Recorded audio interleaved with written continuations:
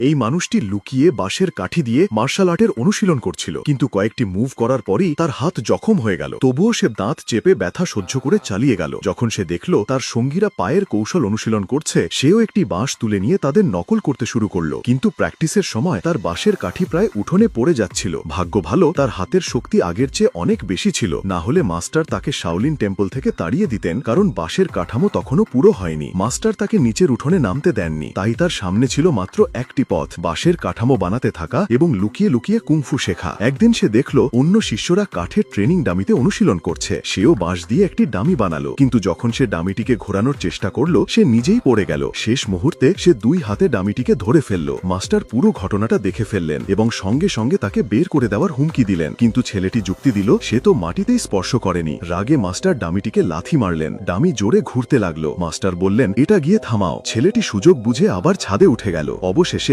যখন সে পুরো মন্দির ঘিরে বিশাল বাঁশের কাঠামো বানিয়ে ফেলল, মাস্টার আদেশ দিলেন, সবকিছু ভেঙে ফেলো, তারপর তোমাকে মন্দির থেকে বের করে দেওয়া হবে। ছেলেটি ভাবল মাস্টার মজা করছেন, তাই সে সোজা বাঁশের খুঁটির ওপর দাঁড়িয়ে গেল। মাস্টার জোরে খুঁটি টানতে গেলেন, কিন্তু ছেলেটি দু হাতে দেয়াল ধরে শক্ত হয়ে রইল। মাস্টার আবার আক্রমণ করলেন, ছেলেটি সহজেই ব্যালেন্স ধরে ছাদে ফিরে গেল। তারপর সে নিচের উঠোনে লাফ দিয়ে নামলো, যেখানে যেতে তাকে কখনোই অনুমতি দেওয়া হয়নি। সে সরাসরি ভারী লোহার ওজনে ট্রেনিং এরিয়ায় ঢুকে পড়ল, কিন্তু মাস্টার পথ আটকালেন। ছেলেটি মাস্টারের হাত সরিয়ে প্র্যাকটিস শুরু করলো। মাস্টারের প্রতিটি আক্রমণ সে দারুণভাবে এড়িয়ে গেল, এমনকি ট্রেনিং স্টিকও ভেঙে ফেলল। মাস্টার তার তালু দিয়ে জোরে আঘাত করলেন, সে উড়ে গিয়ে পড়ল অ্যাজিলিটি ট্রেনিং এর সবচেয়ে বিপজ্জনক জায়গায়, কিন্তু সে শেখা ফুটওয়ার্ক ব্যবহার করে সহজেই সব বাধা পার হয়ে গেল। তারপরও মাস্টার বললেন সে শাওলিন টেম্পলে থাকতে পারবে না, কারণ তার স্বভাব এই জায়গার জন্য উপযুক্ত নয়। কিন্তু ছেলেটি জানত না মাস্টার তাকে এই কাজগুলো ইচ্ছাকৃতভাবেই দিয়েছিলেন, যাতে সে লুকিয়ে লুকিয়ে মার্শাল আর্ট শিখতে পারে। এবং এখন সে সম্পূর্ণ কুংফু শিখে ফেলেছে, তাই সময় এসেছে মন্দিরকে বিদায় জানানো।